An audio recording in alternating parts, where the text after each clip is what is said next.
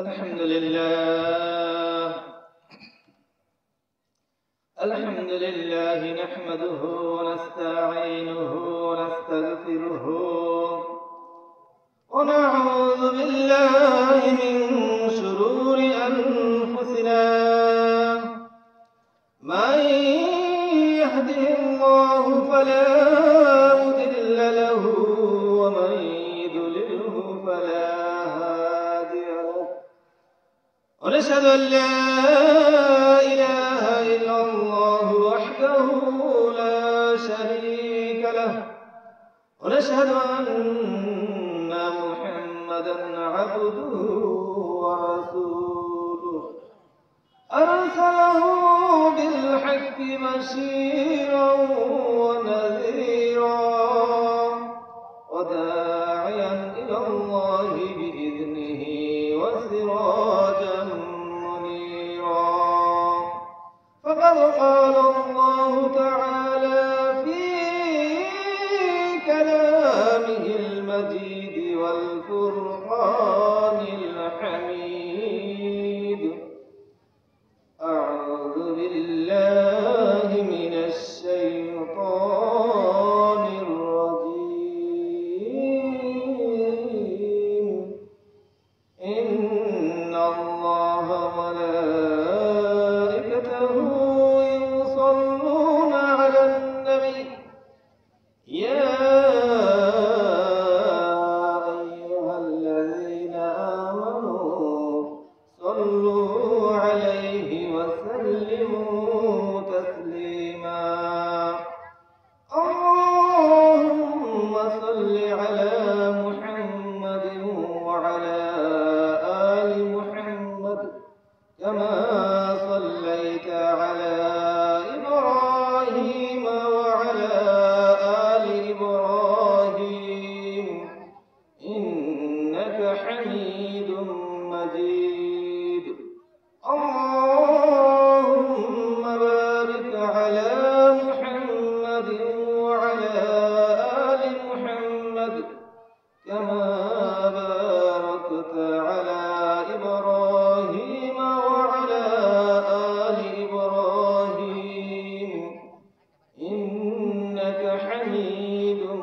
مجيد الحمد لله মহান আল্লাহ তাআলার লাখ কোটি শুকরিয়া যে আল্লাহ তাআলা দয়া করে মায়া করে টুকনগর কুবাই আল হাদিস জামে মসজিদ এর উদ্যোগে ইসলামী সম্মেলনে আসতে পারছি সেজন্য প্রথমে আমি সেই মহান আল্লাহ তাআলার শুকরিয়া আদায় করি যিনি আল হাইয়ুল কাইয়ুম চিরস্থায়ী চিরজীব বিচার যিনি মালিক সকলে বলি আলহামদুলিল্লাহ যে ব্যক্তি আল্লাহ তাআলা নিয়ামত পেয়ে নিয়ামতের শুকরিয়া আদায় করে আল্লাহ তাআলা তার নিয়ামত বাড়িয়ে দেন আল্লাহ তাআলা পবিত্র কোরআনে বলেন লাইন শাকারতুম লাযীদান্নাকুম ওয়া লাইন কাফারতুম ইন্না আযাবী লাশাদীদ যে ব্যক্তি আমার প্রদত্ত নিয়ামত পেয়ে নিয়ামতের শুকরিয়া আদায় করে আমি তার নিয়ামত বাড়িয়ে দেই আর যে ব্যক্তি আমার প্রদত্ত নিয়ামত পেয়ে নিয়ামতের না শুকরিয়া আদায় করে আমি তার নিয়ামত ছিনিয়ে নেই এবং কঠিন আযাবে গ্রেফতার করি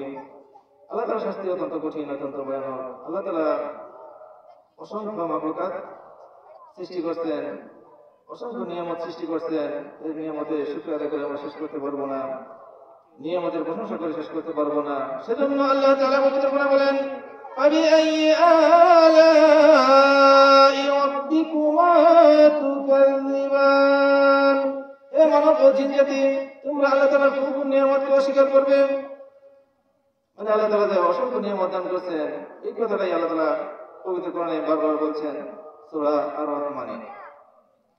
যাক আমাদের প্রত্যেকটি কাজ করতে হবে পবিত্র কোরআন সুন্নাহ অনুযায়ী